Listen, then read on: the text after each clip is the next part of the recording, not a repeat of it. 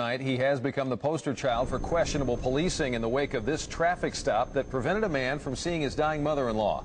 Since the stop, we've heard from that man, NFL player Ryan Moats, and his wife Tamisha. Tonight, in an exclusive CBS 11 News interview, we now hear from Dallas officer Robert Powell, who says that the man we see on videotape isn't him. Here's CBS 11's J.D. Miles. What's it like right now to be a person who has to be the most hated person in Dallas, if not beyond? It has been difficult. We're worried about our two young children. Robert Powell never thought this traffic stop 2 weeks ago would change his life. Get in there. I've never had a traffic stop like this. The 25-year-old patrolman thought it was just a routine night on the job when he pulled over Ryan Moats and his family in the parking lot of a Plano hospital for running a red light. They jump out. What's going through your mind? Everything at that point is training's kicking in. I don't know what they're doing. I don't know what's going on. My mother is dying! It didn't take long for Moats and his family to make it clear they were desperate to reach the bedside of a dying relative. Did you think to let them go at that point? I did. Well, I don't know why I didn't. I should have. Why not just say, you know what, this is the point where we need to just let common sense take over? Again, I don't know why I didn't do that, and I should have. And that was my mistake. A mistake that may cost the 3-year veteran his career.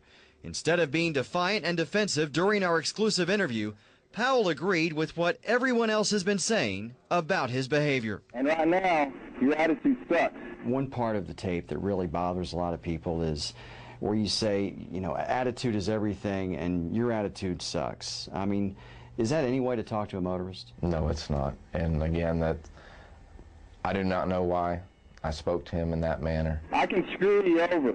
I'd rather not do that. You also say at one point on the tape, I can screw you over. What did you mean by that? Again, that was my mistake. All I was trying to do was get him to calm down. The one detail Powell and the Moats family disagree on is whether the officer ever pointed his gun at them. Once I got out, I realized it was pretty serious, and then, you know, I was afraid for her because, you know, he was pointing the gun at her. My recollection is that I did not point my weapon, me not knowing what was going on, possibly a threat. When I found that there was no threat, I did reholster my weapon immediately.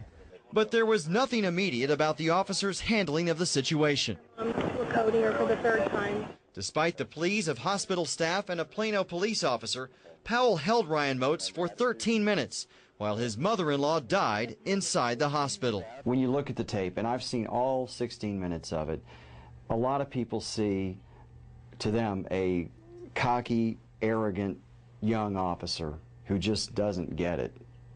Is that fair assessment? I believe, sir, it is pretty fair in this case because I acted improper. Where was this Officer Powell more than a week ago? That is not me. That is not every officer that is out there on the streets across the country. And I hope that anybody watching this, officer or not, can see my mistake and know that, you know, hey, this is not the way to handle this kind of situation. A lot of people might watch this and think, well, this is just because he's afraid he's going to get fired, you know, or he might get disciplined. Or is this based on your own personal reflection on what happened? I would say that it is both. I am, to say that I'm scared of being fired, I would say it's an understanding. I'm terrified. I have a family. I have 2 young children. Up until this point, we have not received a personal call from him. Moats and his wife told Good Morning America they would accept an apology from Powell, and his attorney is already in contact with the agent for the Houston Texans running back. If I have the opportunity to meet with them, yes, I would. What should your punishment be? I honestly don't know.